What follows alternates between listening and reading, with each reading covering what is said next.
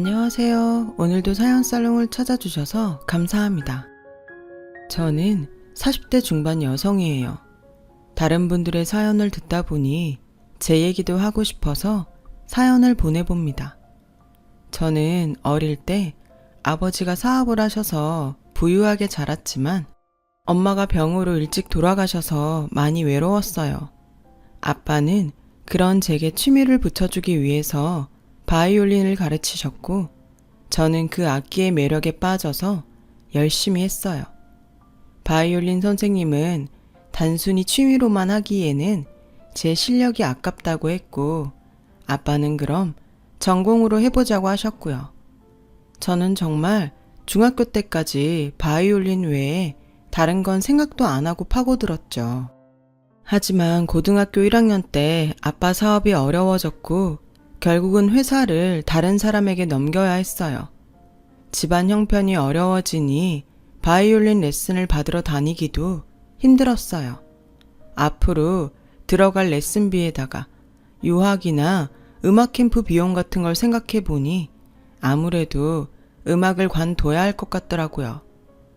아빠, 나 생각해 보니까 음악에 별로 소질이 없는 것 같아. 유명한 연주자가 못 되면 요즘 같은 시대에는 취직도 어려울 거야. 그냥 인문계로 바꿔서 공부 열심히 할게. 그래도 그동안 공부해 놓은 게 있으니까 괜찮을 거야. 더 늦기 전에 얼른 바꾸는 게 좋을 것 같아. 라고 하자 아빠는 제 마음을 알고 미안하다. 아빠 사업만 그렇게 안 됐어도 너 계속 음악 시키는 건데. 그래도 너 공부하는데 다른 일 신경 쓰지 않아도 되게 아빠가 열심히 할게. 라며 제 손을 잡으셨어요. 아빠는 친구분 회사에서 밤낮 없이 일하시며 제 뒷바라지를 하셨고 저도 그동안 못했던 공부를 보충하기 위해 이를 악물고 공부했어요. 그렇게 해서 저는 서울의 한 여대에 들어갈 수 있었죠. 4년 내내 장학금을 놓치지 않고 받았어요. 다른 애들처럼 어학연수나 인턴십을 할 수 없었기 때문에 학교 성적과 토익 점수 같은 거라도 잘 해야 된다고 생각했거든요. 그래도 저처럼 스펙이 딸리는 사람은 취직이 쉽지 않았어요. 정말 수없이 많은 곳에 이력서를 넣었고 계속 떨어졌죠. 어떤 때는 절망적인 마음도 들었지만 포기하지 않고 계속 이력서를 냈고 저는 드디어 한 금융회사의 사장 비서로 취직하게 되었어요.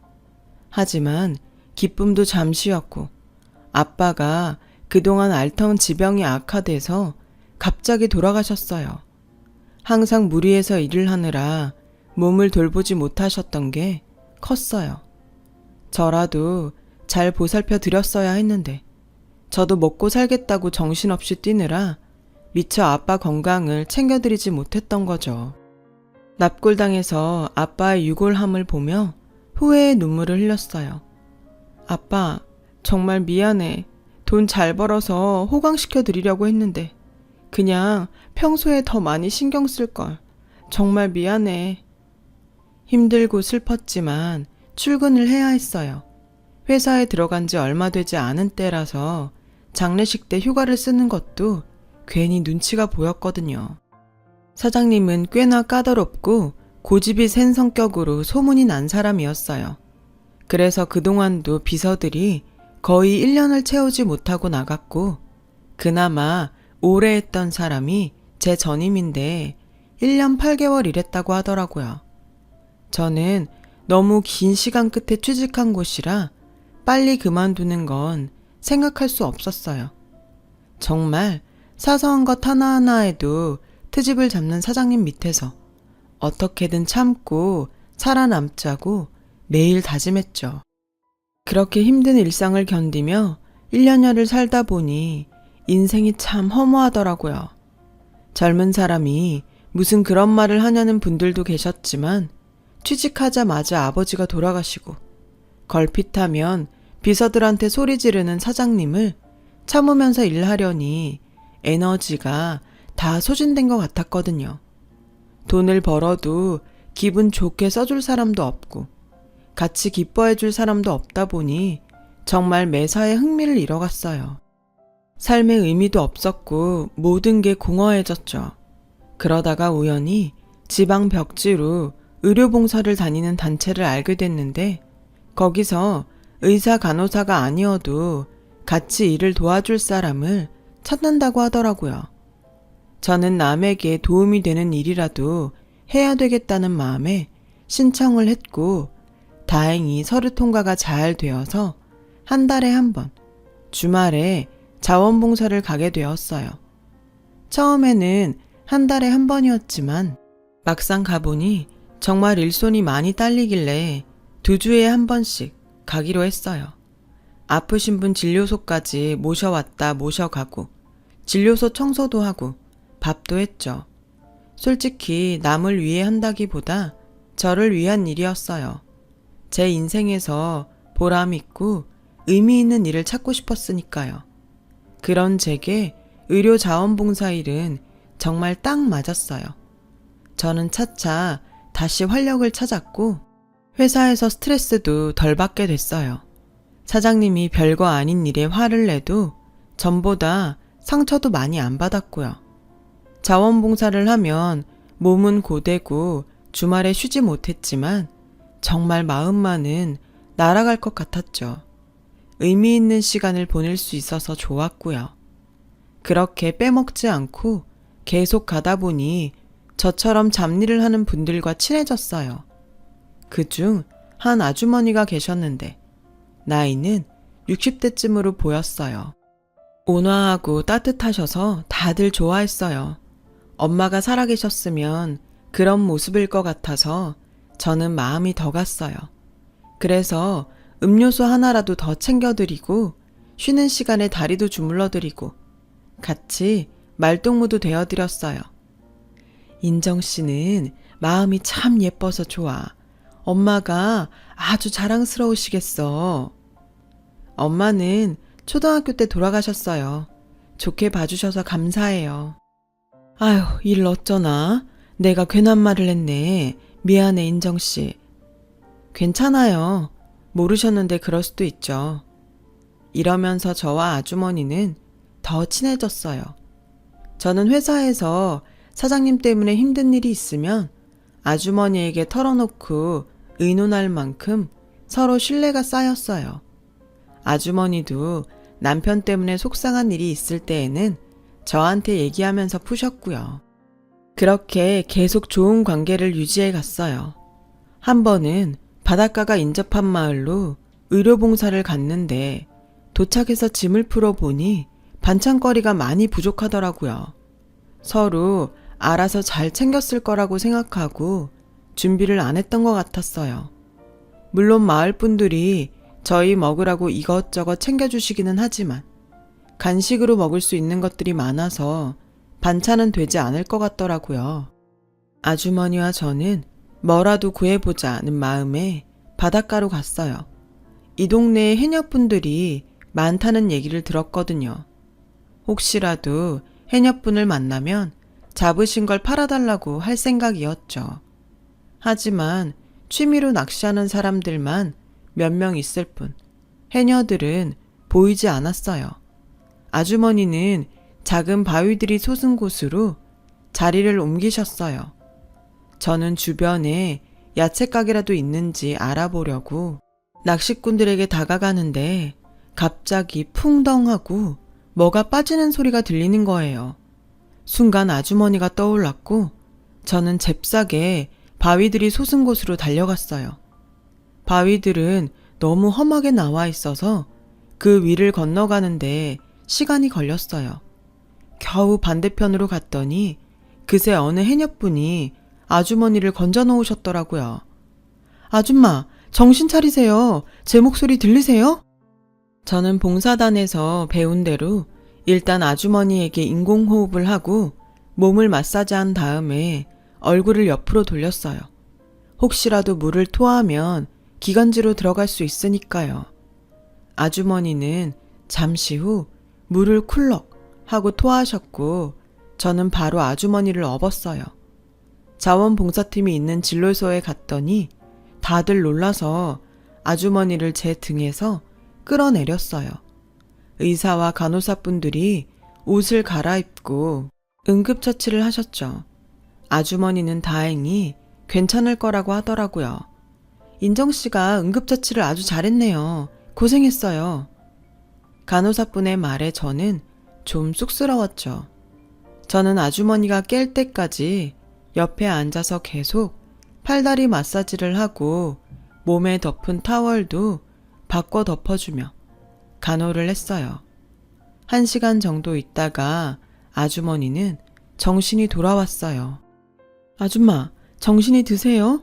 큰일 날 뻔하셨어요.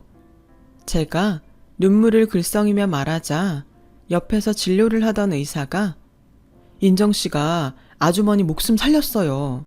인정씨 아니었으면 정말 큰일 나셨을 거예요. 라고 저를 치켜 세워주셨어요. 저는 무안해져서 아니에요. 누구라도 그렇게 했을 거예요. 그렇게 따지면 제대로 된 응급처치법 가르쳐주신 여기 선생님들 덕분이죠. 라고 했더니 아주머니가 제 손을 잡으시더라고요. 고마워 인정씨. 내 생명의 은인이야. 그런 말씀 마세요. 아줌마도 제가 물에 빠졌으면 구하셨을 거잖아요. 그래도 고마운 건 고마운 거지. 아주머니는 계속 고맙다고 하시며 그날 제 손을 놓지 않으셨어요. 그리고 서울로 돌아오는 차 안에서 아주머니는 깜짝 놀랄 이야기를 하셨어요. 인정씨, 내가 실은 여식을 잃었어. 그 아이가 어렸을 때였거든. 참 고운 아이였는데. 그래서 인정씨 보면 내 딸도 잘 컸으면 지금 인정씨만한 나이가 되었겠구나 생각이 절로 들더라고. 인정씨 부모님도 돌아가셨다며 내가 엄마 해주고 싶은데 어때? 저는 갑자기 눈물이 주르륵 흘렀어요. 왜 그랬는지 그때는 잘 몰랐는데 혼자밖에 없다고 생각했던 세상에 다시 내 편이 생긴 기분이 들었던 것 같아요. 마음이 막 울컥하면서 말로 할 수 없는 따뜻함이 느껴졌어요. 고마워요, 아줌마. 돌아가신 엄마가 다시 오신 것 같아요. 이렇게 인연이 되어서 나도 정말 고마워. 저는 아주머니와 끌어안고 펑펑 울었어요. 그날은 아주머니가 큰일 날 뻔했지만 정말 행복했던 것 같아요. 저는 집에 와서 오랜만에 아주 푹 잠을 잘 수 있었어요. 그 뒤로 저와 아주머니는 봉사 가는 날이 아니어도 자주 만나게 됐죠. 아주머니는 제가 옷을 살 때 골라주시기도 하고 정말 엄마처럼 쇼핑이 끝나면 간식을 사주시곤 했어요. 저도 아주머니가 쇼핑하는 것도 같이 골랐고요. 아주머니는 사치하는 분은 아닌데 생각보다 경제적으로 여유가 있으신 것 같았죠. 그래도 저는 먼저 뭘 사달라거나 한 적은 없었어요. 엄마와 딸처럼 지낸다고 해도 남이라는 건 변함없는 사실이었고 제가 먼저 뭘 사달라고 할 만큼 뻔뻔하지도 못했거든요. 가끔 가다 아주머니가 제게 화장품이나 액세서리를 사주시면서 인정아, 나한테 뭐 좀 사달라고 해봐. 나 그 정도 돈은 있어. 하셨고 저는 웃으면서 이렇게 알아서 다 사주시잖아요. 이것만도 너무 좋아요. 넌 정말 욕심이 없는 것 같아. 그래서 뭘 더 해주고 싶어. 라며 절 예뻐해 주셨어요. 회사에서는 훨씬 스트레스를 덜 받게 됐어요. 심리적으로 누군가 내 뒤에 있다고 생각하니 마음이 든든해져서 그런 것 같아요. 사장님은 변함없이 깐깐하게 굴고 성질도 막 부리셨지만 정말 잘 넘기게 됐고 저는 2년을 채우며 가장 오래 일한 비서가 됐어요. 사장님은 그때부터 저한테 좀 달라지셨어요. 중요한 일은 제게 맡기셨고 주요 미팅에도 데리고 가셨죠.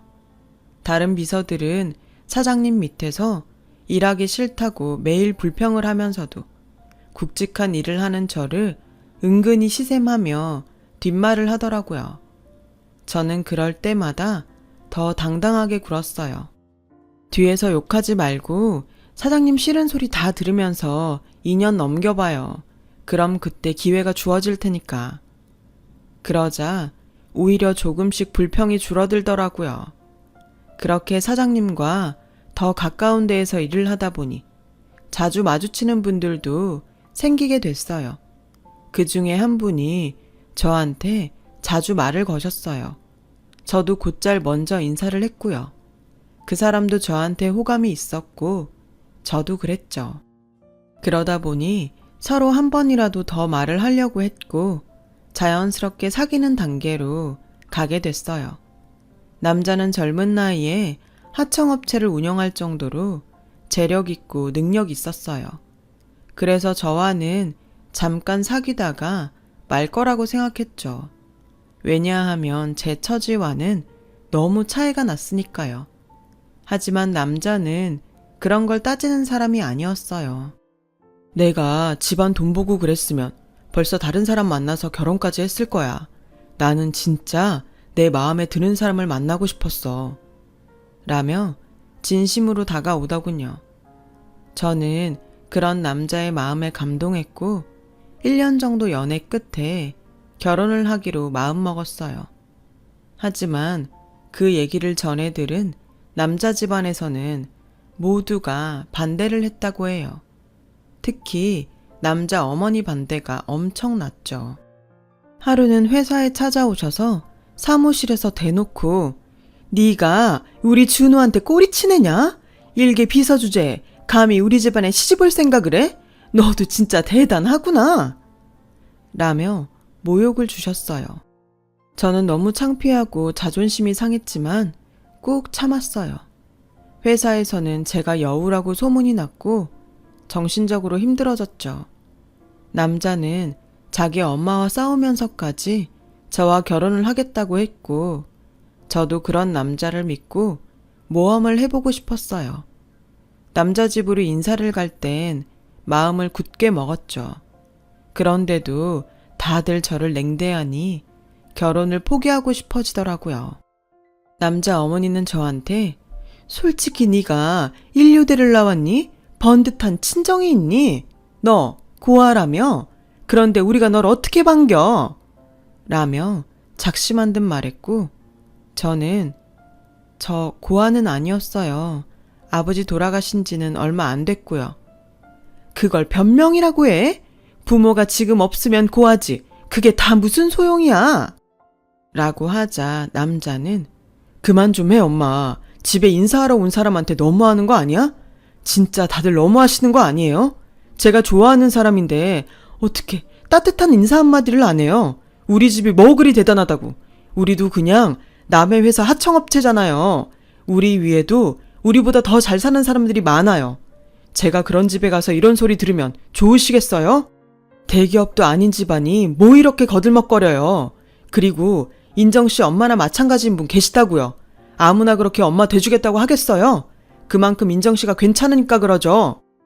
라고 하자 남자 아버지가 시끄럽다.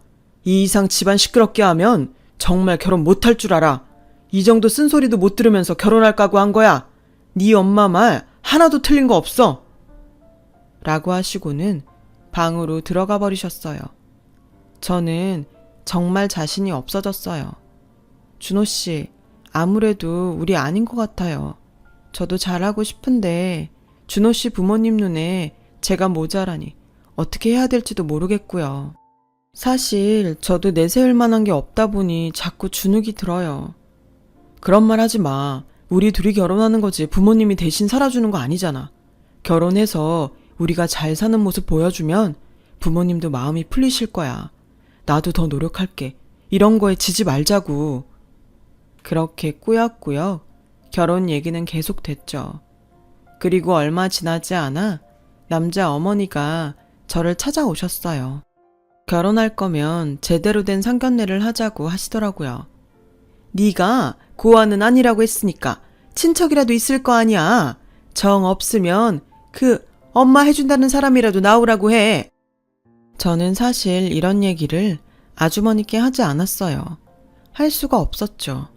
아무리 말로 엄마 딸 사이로 지내자고 했어도 결혼이라는 큰 일에 쉽게 엄마 역할을 해달라고 할 용기는 나지 않았거든요. 하지만 엄마 쪽 친척들은 엄마가 너무 일찍 돌아가셔서 만나지 않고 산지 꽤 됐고, 아빠 쪽에서도 상견례에 나올 만한 어른이 없었어요. 저는 정말 많은 고민 끝에 결국 아주머니께 얘기하기로 했어요. 자원봉사를 가는 차 안에서 저는 남자와 그 집에 대해 이야기를 했죠. 상견례 때 어른들을 모시고 나오라는데 제 주변에 마땅한 분이 없어서요. 그래서 정말 염치 없는 부탁인데요. 라고 하자 아주머니는 제 말을 끊고서 갈게, 내가 갈게 하시는 거였어요. 내가 엄마 해준댔잖아. 왜 이런 얘기를 안 했어? 엄마가 상견례에 안 나가면 누가 그런 자리에 나가? 나 막 섭섭하려고 하네. 저는 너무 감동해서 눈물이 흘렀어요. 그래도 제가 남인데 너무 죄송하잖아요. 그동안 해주신 게 얼만데 어떻게 엄마 자리를 채워달라는 말을 하겠어요. 라고 하자 아주머니는 인정아, 나 네 엄마 하겠다는 거 빈말 아니었어. 정말 네 엄마 자리 내가 채워주고 싶다는 뜻이었다고. 그러니까 미안해하지 마. 엄마한테 상견례 얘기하는 거 당연하잖아. 라고 저를 안아주셨어요. 저는 미안함과 고마움에 그동안 받은 서름까지 겹쳐선 아주머니 품에서 엉엉 울고 말았어요. 서울로 와서 아주머니는 저를 데리고 백화점에 가서 상견례 날 제가 입을 옷하고 구두에 핸드백까지 사주셨고, 아주머니도 상견례 날 입을 옷을 고르셨어요. 아주머니가 옷을 입고 거울 앞에 서자 직원이 저한테 어머니랑 어디 좋은 데 가시나 봐요? 라고 묻더라고요. 제가 당황해서 얼굴만 붉히며 서 있자 아주머니는 맞아요. 우리 딸 상견례가 있어서 거기 가려고 사는 거예요. 라며 웃으셨어요. 직원은 잘 됐다면서 좋은 시간 보내라며 덕담을 해주더라고요. 옷을 사가지고 나오면서 아주머니는 제 손을 꼭 잡고 흔드시며 우리 누가 봐도 모녀 사이야. 그러니까 인정이 너 나한테 엄마라고 불러봐. 라고 하시는 거였어요. 저는 쑥스러워서 한동안 주저주저 하다가 겨우 엄마 고마워 라고 했고, 아주머니는 너무 좋다며 환하게 웃으셨어요. 그렇게 시간이 지났고 상견례 날이 되었어요. 아주머니는 집에 일이 있다며 약속 장소에서 만나자고 하셨어요. 저는 상견례장에 제일 먼저 도착해서 앉아 있었어요. 오늘은 또 어떤 반응들을 보일지 긴장이 돼서 마음을 가다듬고 있었죠. 조금 있으니까 남자가 왔고 그 뒤로 남자 부모님이 오셨어요. 두 분은 제가 혼자 있는 걸 보더니 얼굴이 굳어지셨어요. 남자 어머니는 의심스럽게 저를 보며 오긴 누가 오는 거니? 아니면 지금이라도 말해. 배고픈데 얼른 저녁이나 먹고 들어가게. 라길래 제가 지금 차가 막혀서 조금 늦는다고 문자 왔어요. 잠시만 기다려주세요. 죄송해요. 했더니 남자 아버지는 허기가 진다며 직원한테 반찬이라도 먼저 달라고 하더군요. 남자는 그런 부모님을 못마땅하게 보며 조금만 기다리세요. 그 정도는 참을 수 있잖아요. 라고 했더니 남자 어머니가 너도 좀 정도껏 해. 네가 일하는 거 얘한테 하나도 도움 안 돼. 알아? 라며 앙칼지게 말씀하셨어요. 그래서 제가 먼저 시켜서 드세요. 배고프신데 그냥 계시면 힘드시잖아요. 라고 했더니 남자 어머니는 네가 왜 우리한테 이래라 저래라야. 시켜도 우리가 시키고 배고파도 우리가 알아서 해. 너 이렇게 일일이 나서면 나중에 우리랑 상당히 피곤해진다. 그저 어른들 하는 처분 바라고 가만히 있어야지. 이런 자리에서 어디 함부로 끼어들어? 라고 했고, 남자 아버지는 비서일이나 하던 애가 뭘 알겠어. 배운 것도 없고. 라며 물을 마시더군요. 남자가 그런 아버지한테 뭐라고 하려는 걸 제가 옆에서 잡으며 말렸어요. 남자 어머니는 하긴 보고 배운 사람이 없으니 예절도 하나 모르겠네. 너 가정교육을 못 받았으면 공부라도 죽어라고 파서 인류대라도 갔어야 되는 거 아니니? 고작 겨우 대학 나와서 한다는 게 비선화하다가 이제 와서 팔자 고치려 들어? 하는데 정말 울컥했어요. 그때 아주머니가 나타나셨어요. 듣자 하니 정말 과간이네요. 지금 두 분이 뭐 하시는 겁니까? 라고 하는데 갑자기 남자와 남자 부모님 얼굴이 창백해지더군요. 남자 어머니가 사모님이 여기에 어떻게 오셨어요? 설마... 그래요. 내가 인정이 엄마예요. 박준호 사장도 나 알지? 본 적 있잖아. 라고 하자 남자도 고개를 숙이며 사모님이신 줄 정말 몰랐습니다.